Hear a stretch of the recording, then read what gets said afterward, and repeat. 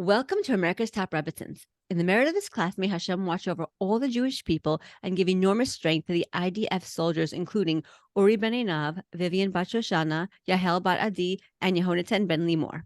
Please click on the subscribe button to subscribe to us on the America's Top Rebbitzins YouTube page, or click follow to follow us on your podcasting app so that you're the first to know when an inspiring new episode is posted. Today, I am happy to welcome Evonne Marzouk. Evonne grew up in Philadelphia and received her BA from Johns Hopkins University. She is the author of the Jewish novel, The Prophetess.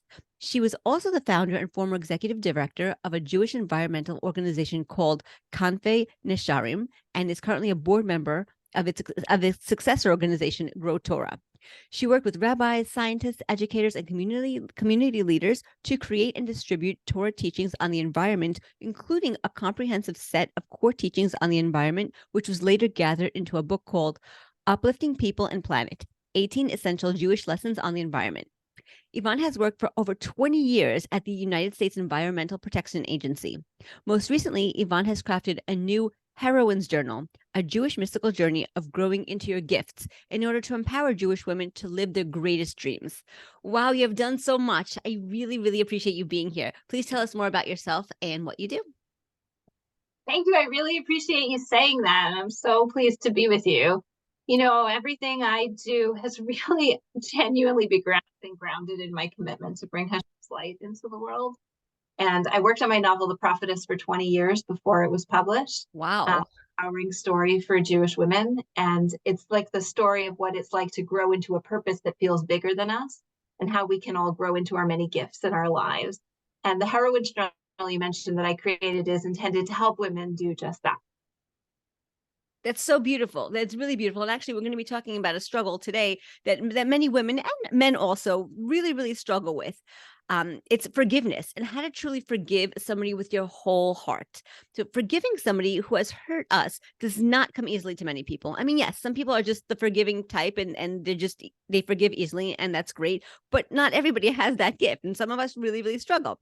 So when we feel that we've been wronged, we often tend to hold on to the resulting hurt and resentment. And that makes it really hard to actually forgive the person who hurt us. And sometimes we may not even want to forgive that person. So I want to begin to explore this struggle in an effort to help people release the pain that they may be holding on to, because I feel like when we forgive, it's more to free ourselves from any pain than to absolve the other person. So I'd like to begin by asking you, how do you personally define forgiveness? What does forgiveness mean to you? And, just give us your perspective on forgiveness. Yeah, so I guess I have kind of a high bar for what I mean by forgiveness. I define forgiveness as feeling really complete with a situation, that we're left without any regrets or resentments, and we feel at peace with the other person. But maybe most important, that they're no longer holding a piece of ourselves that will influence us in our future relationships and our future choices. So when we forgive someone, really, we're totally free of what happened. And of course, depending on what actually happened, I realize that might be really difficult to do. It might really take something. And I don't want to minimize that, because I know some people have really experienced trauma, but that's what forgiveness means to me. Right. So it's really complete. So if I'm understanding completely, like you really, after you finish forgiving, you're really at peace with the person and also with the situation. And you could just put everything behind you and go on. Now, here's $1 million question there. Like, are you then able to have like a normal relationship with that person if that person is still in your life? Listen, if it was a person from the past, a person you don't have to see anymore, then you could really put everything behind you. But if it's somebody, maybe an employer or a family member or just a person who's in your life, like once you forgive, do you feel like you can really continue having a relationship with that person? I mean, I think if you really forgive someone and it's someone you want in your life, I mean, I think there are people that you don't want anymore in your life, and that's okay. I don't think forgiveness requires you to have someone in your life. But I think if it's someone you really want in your life, someone you care about, or that you have like some kind of either family or professional relationship, I do think that if you have really forgiven them, then the relationship shifts and you are able to be with them, not actually even the way you were before, but maybe even at a deeper level, because you've kind of gone through something and you've seen something, and then you're now in a different place with them that's maybe even a deeper place because you've kind of gone through something together. So I think forgiveness has that sort of transformative power, if we're really truly able to let something go. Wow. Wow, you just hit on something. You remind me of something. A friend of mine once told me also the same thing. She said it wasn't a forgiveness situation, but she said something to me, something like, now that we've gone through this, Vera, we can have a deeper relationship. It was an argument or something like that we had. Like now we can even go deeper in our relationship. And I had never thought of it that way. Yeah, Wow. I mean, and I think like, I mean, again, like there's all different kinds of forgiveness because there's all different kinds of things that kind of go wrong in relationships. But my husband and I are in a regular practice of forgiving each other for things, of like kind of talking things out and working things through. And I often feel like that we're in a deeper place of forgiveness when a deeper place in our relationship when we've really cleared the air and forgiven each other for, things that might have not quite worked in the recent past. So I do think that it can have the quality of deepening a relationship. Right, right. Okay. So now that we know that the positive effects that forgiveness can have, now we're going to get into the real meat of it, like the real meat of it. So, it's really and truly wonderful if we are able to forgive somebody, but sometimes you just don't simply don't know how to forgive them. You don't know how to start. You don't know how to release the hurt that they caused you. Like, where do you begin? How do you truly forgive someone with your whole heart? Like, there has to be some kind of a process to it. Yeah, so I think that it starts actually by being willing to really feel the pain that we felt from being hurt. I think that's like kind of paradoxical because we tend to think that forgiveness is just like let it go, let it go. But in my experience, I find that it can be hard to let it go until we really feel the feelings that we felt. And I think there's this temptation to kind of sweep it under the rug or pretend it wasn't there, resist that it's a problem at all. And I think it just like it might bury it, but it's still there. It's still in between us and that other person. And if we are willing to kind of be actually honest with ourselves, even with ourselves about that hurt or that made us angry, and maybe even like set a time frame, like I'm going to be really angry about this for 20 minutes, or I'm going to be really like I'm going to, maybe alone, maybe not with that person. I think that process is actually part of the process of of getting, because like there are parts of ourselves that need to be heard in that, and until that is expressed and known and felt, I think it's very hard. And once we've gone through that process of really like acknowledging that experience, I think the next thing that I would do is to be willing to know that I don't know everything. Like, I don't know what should have happened. I don't know what was really going on with them. I don't know the deep purpose of what happened there. Maybe it was something I needed for like my own soul journey. Like, what can I learn from this? And then I think the next step for me is like making space in my heart to allow that other totally imperfect person to be there, like fully existing. Like they're not some other way. They don't have to be some other way. They can be in my world the way they are, like for better or worse, they're here, and let them be there in all their imperfection because I have imperfections. So if they did something that hurt me, like, I've done things that hurt people. I didn't mean to, but I might have. Right. And so maybe I wouldn't have done that thing, but surely I have done things that I regret. And that kind of helps me to see that other person as human, with like, flaws like every person, but it kind of helps me to generate a little compassion for them. And then finally, I just think forgiveness is like, in the end, it's a choice. It's like, let it be how it was, let ourselves accept that, allow that to have happened exactly the way that it did. And I think that for me, those are steps that allow me to be fully myself and fully honest about who I am, like granting space to myself, granting space to them, granting space to like the broader purpose that I might not understand. And at that point, and sometimes that could take a long time. It doesn't all happen like in 5 minutes, but sometimes that process can really help me generate a compassionate space that can lead to forgiveness. Wow. That's beautiful, and I like that you said it's gonna take time. It's not just gonna happen just overnight. It may take months, it honestly may even take years, depending on the situation, depending on For who the sure. person was and what they did. Yes, for sure. And I think the other thing that I wanted to say about that is I think it's good to practice forgiveness with easy things. Okay, so so I want to get into that. So let's give an example. Let's take everybody like through an example of how, let's give an easy situation and let's see how we can forgive. Well, what I wanted to say is like in my house, we actually in my family, we practice forgiveness in our family all the time. Like we taught my kids to apologize, but then when they apologize, we say I forgive you. And I think like that we often ask children to apologize for things, but then we don't say anything clear back. We're kind of like, oh, that's okay. Or like, fine, whatever. We don't really give them the gift of closure that forgiveness is. So by like, they kids don't know if it's really okay if they say they're sorry, but you don't really say I forgive you back. But once like, so we have this practice in our house of like saying I forgive you when someone says they're sorry. And so we encourage people to say sorry, but people also say, I forgive you. And like that way, we give ourselves and our children the experience of what closure looks like. And then forgiveness is in the regular interactions. And we all know when a mistake we made is resolved.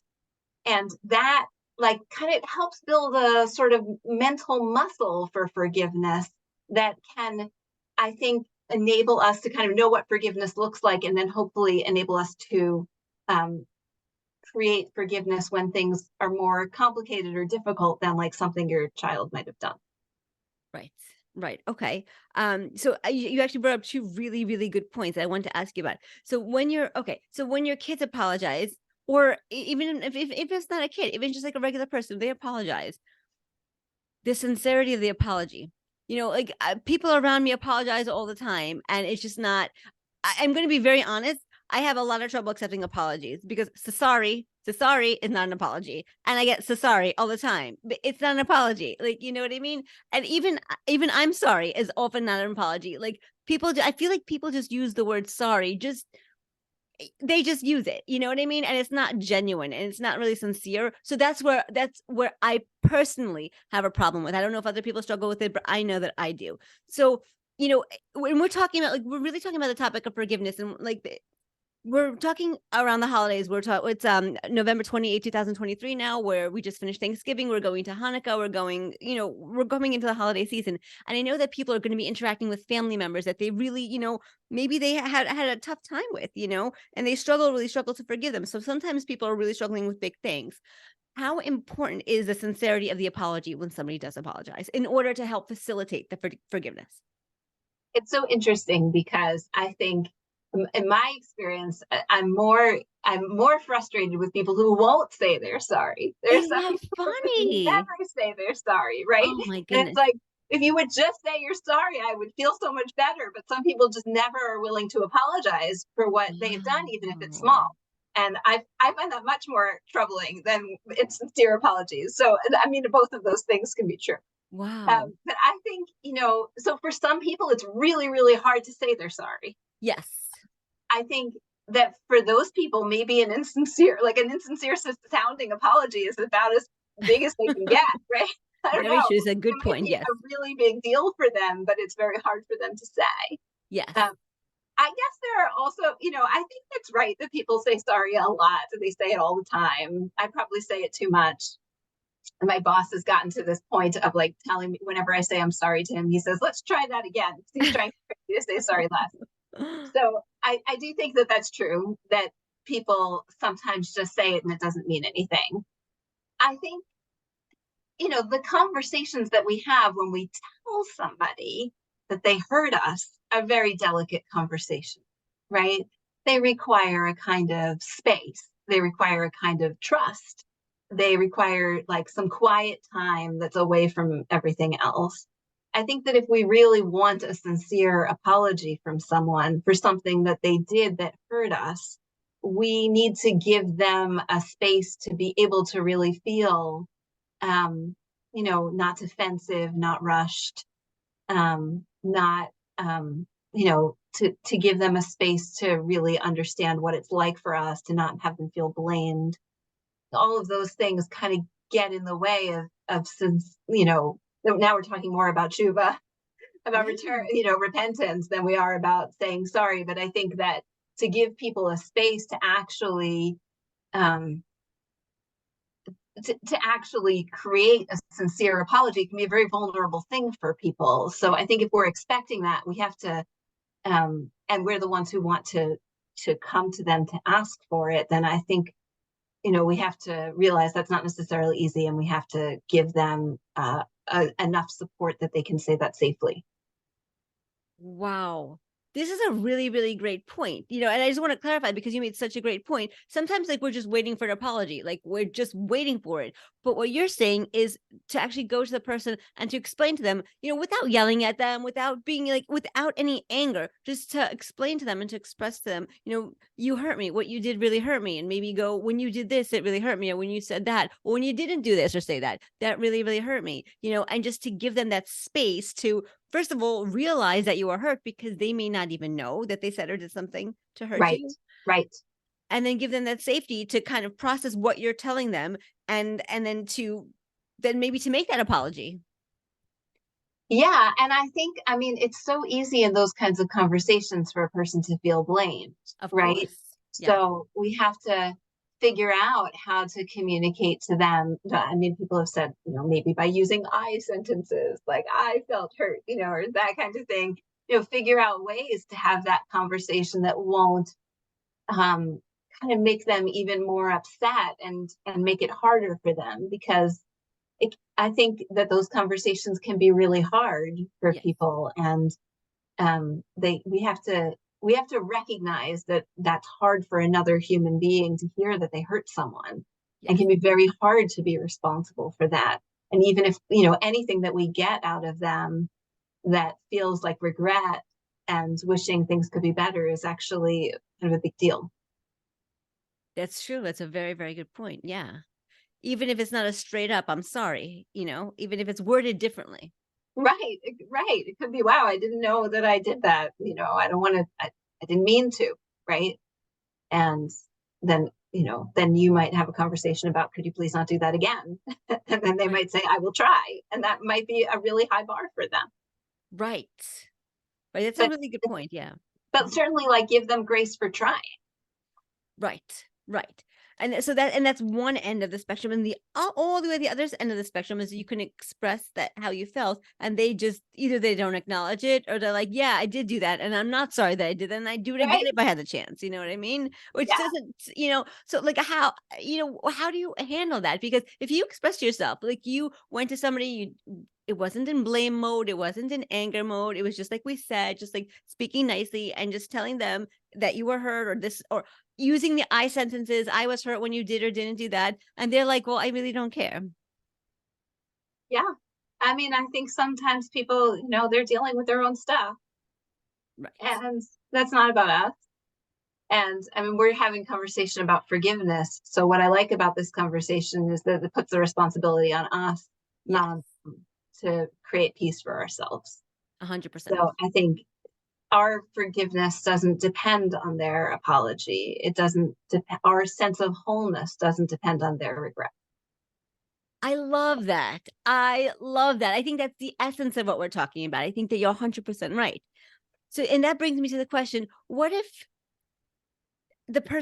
you don't honestly, what if the person passed away, or the person's not in your life anymore, and they did do something to you, and maybe you didn't get a chance to express your hurt to them. Maybe you expressed your hurt to them and they didn't care at the time, but they're not involved in your life anymore.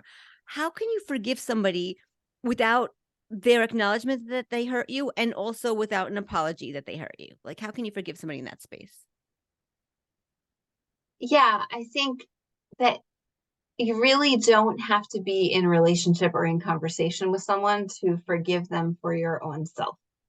I think I had a friend when I was in high school, and the way that friendship went left me like very hurt and angry. And I was going through a process of like looking to kind of complete and forgive in my life. And I really didn't need to talk to that person. I needed to forgive myself and that other person in my own heart. And I just had to, acknowledge, it was really important to acknowledge the things that upset me. I wrote many pages in a journal, right? To Oh, that's acknowledge the good. things that bothered me, the things that were left for me. I mean, high school was a very long time ago, but all of those things were right there, right? They're Right. still in me. And that means they're still pulling at me in various ways. And I wrote them all down, and I really like got the extent of it, like how much that had not worked. And we were young. We made mistakes. I don't think it would be healthy for either of us to be back in touch right now. But I was able to forgive and to like stop having that pull on me so that it doesn't affect my future relationships. And that's a very cleansing process. And I think we can do that. We can do that work with ourselves. We don't need to, sometimes we can't for one reason or another, like the person's no longer with us, or we're just not having that person in our life. We don't want to have them in our lives. We don't have that. We we don't have to be in touch with them in order to do that personal growth work. Okay. So, and I love that. I think that you're right. I just want to like see if we can maybe get into like some more like of the nitty gritty of it, of the specifics. So I really, really love what you did. Like the first thing that you did was you wrote down in the journal, like you wrote down how the way that your friend hurt you, like what was bothering you about her. Like you wrote down all your feelings. And I imagine it was just like pages and pages and pages and that you wrote and wrote. I Mm-hmm. think first of all, step one, like that in itself, because I've journaled before. Journaling is cathartic. Like it really does release. You wouldn't think taking a pen and putting it on paper and writing words it releases, but it really, really does. And for people who are listening who haven't tried it yet, it's worth a try. Even if you're not writing pages, even if you just write a paragraph, it really does something to the mind and to the body to take a pen or pencil on paper and write down what you're feeling. It really makes a difference. Yeah, I think there's probably even a brain science effect to it. But my Yes. experience of that, so I'm a writer, so writing is kind of one of my natural ways of doing this. But I think that you're kind of shifting it from like kind of a stuck trauma place in your brain to much more processed, kind of organized place. And then once you've done that, it just lives more as your personal story and less as like this sort of stuck trauma that you haven't expressed or like kind of explained or analyzed.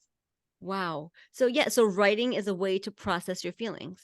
Definitely, definitely. That's certainly my experience. And I think that it's especially useful for those kinds of experiences where you just feel like, something that you remember from 25 years ago, like crystal clear.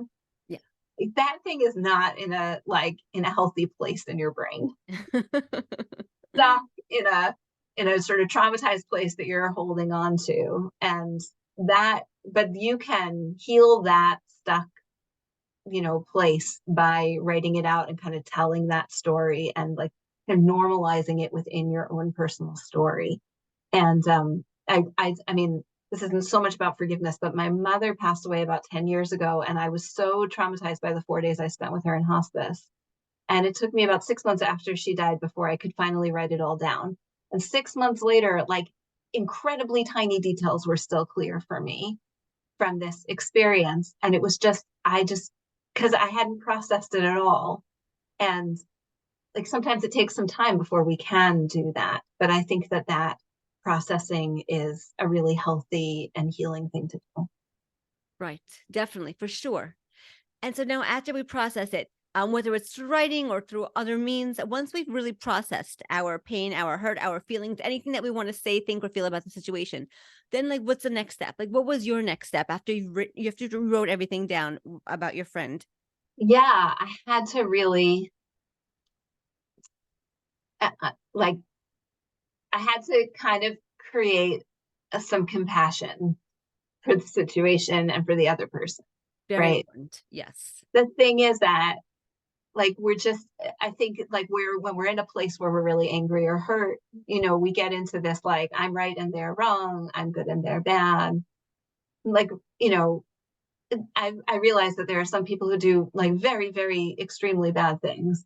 But generally, like the other person over there is a human being and an imperfect human being who's really just kind of probably doing their best, probably carries their own, traumas and difficulties with them. We don't know what was going on with them earlier that day or what their parents told them when they were 4. We just don't know. So I think, starting to kind of put into context, like, you know, the humanity of that other person, I find to be helpful. and granting them some space to be who they are, instead of like, sometimes I feel like people I'm angry at, like if I had like a picture of all the people in my life, I would have like big X's over their faces and Right. like removing the X from their face, letting them be there in my life or in my past is part of the process, I think, of just starting to open up my heart. I love that. I love that, the compassion hope it helps to open up your heart because then you realize the other person is just a person also, just like you, just like me, just like everybody else. And none of us are perfect. Like nobody's perfect. And they made their mistakes, and whether they realize them or not, whether they want to acknowledge them or not, that's a different story. But just having compassion for their humanity, for their humanhood, just to, that helps you. That helps you as a person in your own forgiveness. Right, exactly. I mean, and I, like I said, I mean, there are different kinds of things that people could do. So forgiveness is a hard thing to talk about because, like, I might be talking about like when he came home late for dinner, and somebody else might be talking about, when somebody, was violent, physically violent with them. These are different kinds of things. And um, when we're talking about things, I feel like there are actually really a lot of very small human interactions where, somebody says something and we get hurt and then we hold that against them, and it's very hard to let go of that. And some of those things are really very small and they feel big, you know, Right. they feel important. They feel like that, like they've, struck a, poured salt into a wound or struck a nerve or whatever, but they're not so important. And I think those kinds of things, by that point, by the time we gave them some humanity, we might be able to just forgive them. I think, when we're talking about things, and then we might be able to have them in our lives again as it was before, and maybe even in a deeper way. If we tell them that we forgave them, we might not need to talk to them about it. Or we might just say, like, hey, I was upset at you about this, but I want you to know that I'm not upset anymore. And, I think that kind of forgiveness can be really enriching and doesn't have to be complicated. When we're talking about things where someone did someone actual physical or emotional harm, there's a whole other level of pain there, and it might be appropriate to end that relationship or not even to talk to that person. And but in that case, the forgiveness is for us. It has nothing to do with them. 100%.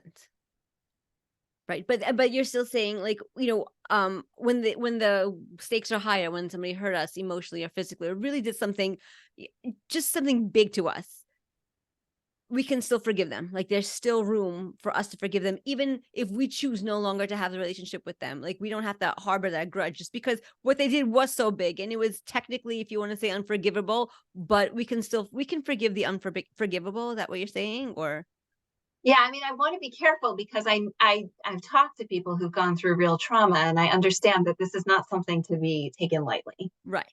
And I think that, again, like I wouldn't want to fixate only on those kinds of really big kinds of things, because I think we can be much more forgiving of each other in day-to-day life. But Right. when it comes to those kinds of really, out of the norm kinds of ways that people hurt each other, Yes.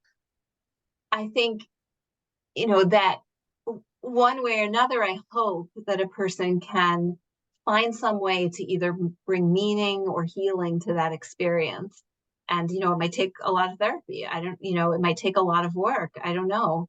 But I do hope that it's possible to kind of heal our soul from that experience. And I think in that case, I mean, my view, and I don't know if everyone who's experienced trauma would see it this way, but in my view, like, I hope that those things happened for a reason, and that there's some, grand plan for how that happens that, like, ultimately will lead to good. And that doesn't mean the person was okay for having done it. They need to be responsible for that. But I hope that we can find some way to, like, bring ourselves to the light and heal from that experience. And I guess I guess forgiveness might be one way of saying. Right. That's very well said. Thank you. Thank you. Now I have a question. It's I was actually given to me by one of our listeners, but the question is it okay in any circumstances to just not forgive? Like, what if you really don't want to forgive? Like, yes, we're talking about forgiveness, but what if we don't want to forgive? Yeah, I think you definitely don't have to forgive. Okay. I don't think there's a requirement. And I actually think that the pressure that we sometimes put on ourselves to forgive, like that we have to, and feeling like I should, but I can't, I don't think that's productive at all.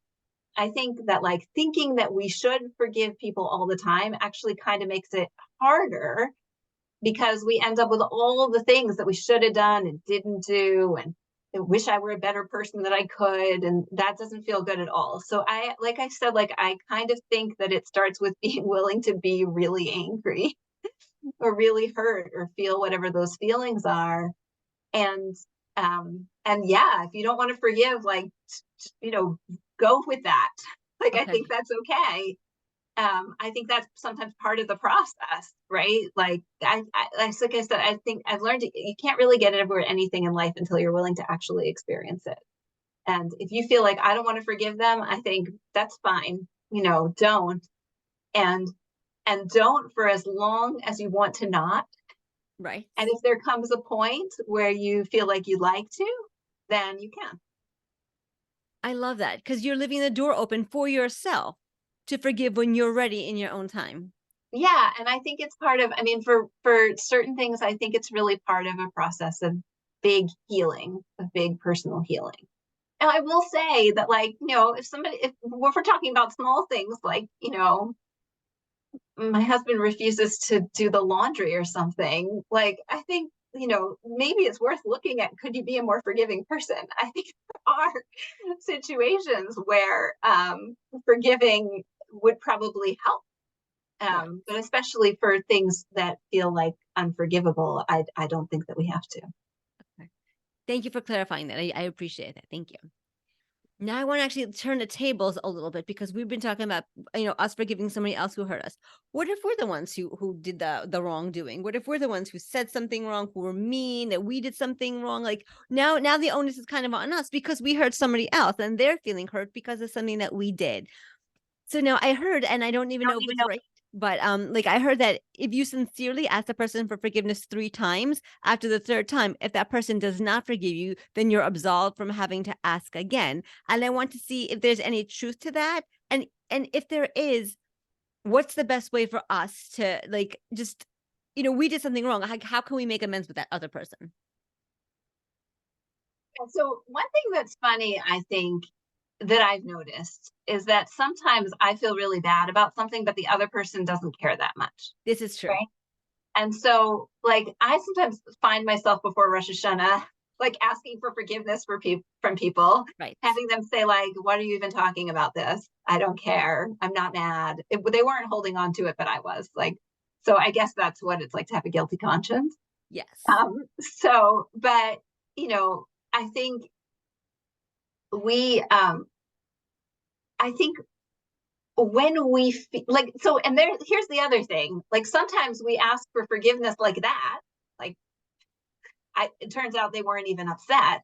And sometimes, we offended somebody and we don't even know, right? Right. So sometimes it can go the other way around. Somebody comes to us and says, like, you hurt me. So I think when that happens, as much as possible, we should be, like we were talking about in the reverse, right? As much as possible, we should be willing to hear that, understand their perspective, not be defensive about it, sincerely apologize for it, try not to do it again. I think as much as generous as we can be in that situation, that will help create closure for both of us.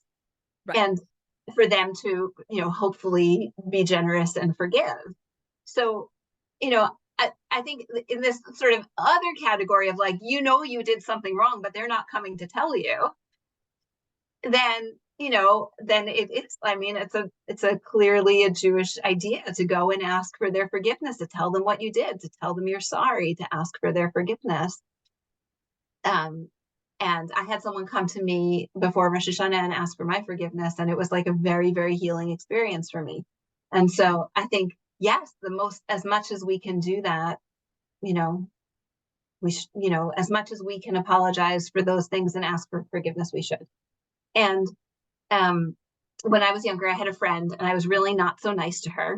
And like, we just were like kind of always at loggerheads. And it took like a lot for me to realize and apologize for the ways I had been. I had been like undermining and jealous and, spiteful, like not kind. And, I realized the harm that I had been doing by being hurtful. And then I had cut her out of my life and she was really hurt by that. And when I really understood that, I just couldn't go on with that. And I apologized and she accepted my apology. And we've been reconnected now and friends for like 30 years. Beautiful. So I think, in a situation, and I think that's like what we were talking about before, where like you can strengthen a relationship, to Yeah. more than it was before. So um, I wasn't able to come up with an example for myself of like a time when someone wouldn't accept my apology, but that's not true. I did.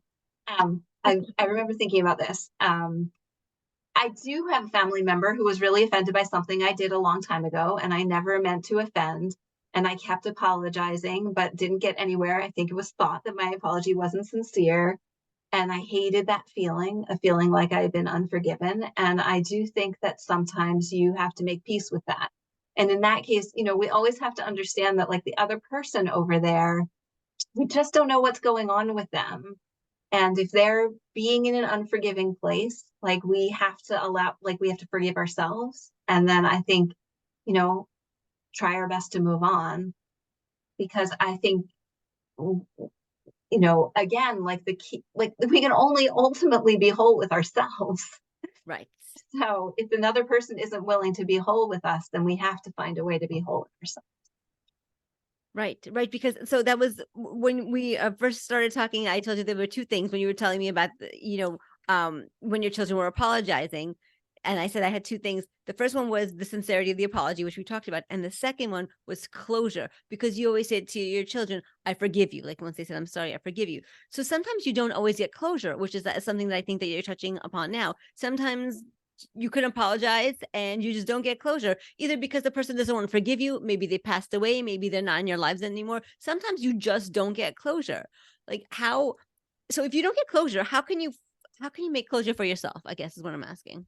Yeah, I think that's a really important question. And I think that that's kind of the essence of like owning who we are in this world, knowing that we have a purpose here, knowing that we're valuable and worthy here, forgiving ourselves, and ultimately, kind of taking as much responsibility as we can in a situation.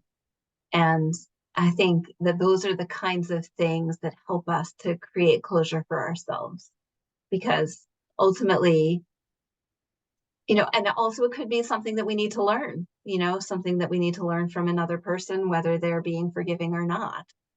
But I think, in the end, we're going through our own lives, our own particular spiritual journeys and physical journeys. And the more that we can grow and learn from these kinds of experiences, and own what we can own and let go of what there is to let go of, I think that's how we start to create closure for ourselves. And ultimately, closure, like forgiveness, is basically just a choice. You just say, like, I've done what I can. Maybe I'll do more some other day, but right now I've done everything I can here, and I am going to be whole with myself right now. And then, if there's more for me to see about this, I'm sure that it'll come up for me in some other way. I love that, because yes, forgiveness can go in pieces. Like in a day, you can only do what you can do today. Doesn't mean that there's not more to be done. But for today, I did what I could. Tomorrow, maybe I could add on to that. And the next day, maybe I could add on to that. Or maybe next month, I could add on to that. But I like that, being forgiving of yourself. Do as much as you can and be okay with that. And then when you can do more, then do more. Yeah. Yeah. I love that. And do you have any idea if there's any truth to the three times forgiveness rule? If I ask you for forgiveness three times and you don't forgive me? Yeah, I think that's Rambam. I think. Yeah, I think that's part of like the laws of. I think that's part of the rules of Chupa. Yeah. That's what I thought. That's what I thought also. Okay. Yeah. So we have time for just one last question. And we've been talking all about forgiveness, and I know that you've definitely given us some beautiful examples. That's what I love. I love real life examples, like when people actually experience what we're talking about, in this case, forgiveness. I was wondering if maybe like there's another story in your life that you would like to share with us. You can change the names if you want to, or the details, but like of a real forgiveness story, and something like a little bit more meaningful, not so much my husband didn't call me when I was late kind of thing, but like of a more meaningful thing that maybe somebody did to you and it took something from you. to forgive them, if you might be able to share something like that with us. Yeah, so a person I love once said to me something that really wounded me. And the thing, so I don't want to go into too many personal details to Yeah. protect everyone involved. Yeah. But the thing that was said to me left me feeling like what I had to say didn't matter. And actually left me feeling like that I didn't really have anything to offer. And I believed that.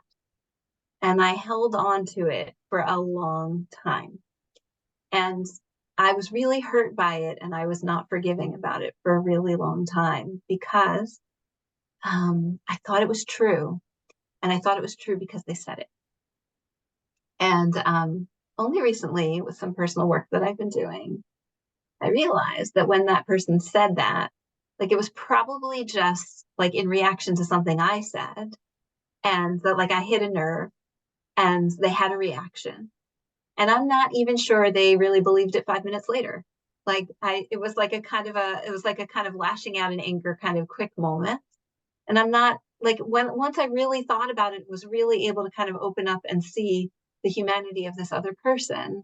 I realized that like this person is tends to have temper, and like, the temper tends to flare out and everything's okay again. And I'm not even sure that it was, I don't think it's true for them now. And I don't even know if it was true for them then, really. It was just kind of like one of those things that people say. And I had to see that like one moment of striking out didn't invalidate a relationship that was mostly one of love. And and then when I forgave them, I could see that it wasn't really them that was the issue. It was really me, that I had like really believed it and held on to it and made it my own personal truth. And I didn't have to. It was mine. I could change my own personal truth, right? Yeah. And so at that point, like once I let it go, it really changed my relationship with this person, because I guess that so much of that relationship had been bound up around me trying to prove that I had something worthwhile to say. And when I stopped trying to do that, I got like a new relationship. And I didn't even have to really like talk about it with this other person. I just had to let it go and like really forgive. Wow. So it's interesting what you're saying. A lot of the forgiveness is not necessarily a conversation of back and forth with the other person, although, of course, that could be part of it. But really, the majority of the forgiveness goes on within us, within ourselves. Yeah, I think so. I mean, I actually think that if we're looking to forgive someone, like, it could be that that happens like by us saying, like, hey, you hurt me. I'm like trying to get them to say they're sorry. That could happen. But it could also happen that we do the work first and we do all the kind of like thinking about it and like getting to the point of forgiving. And the conversation with them is as simple as, like, you know, I thought you thought this, but I see now that you don't. Or I thought that you did this hurtful thing for this reason, but I see now that that wasn't really what you meant in the first place. And that kind of conversation can really leave both people very free to have a different kind of relationship. And so I do think that a lot of it can be done within our own hearts, in terms of like opening our hearts to truth, to love, to compassion, um, to trust in the like kind of bigger process that we're part of. And that can be the work that we do first. And that is really the most important part. That's beautiful. And the perfect way to tie it up. So thank you.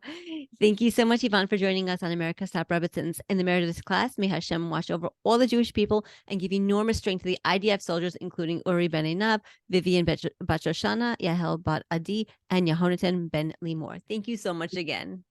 Thank you for having me.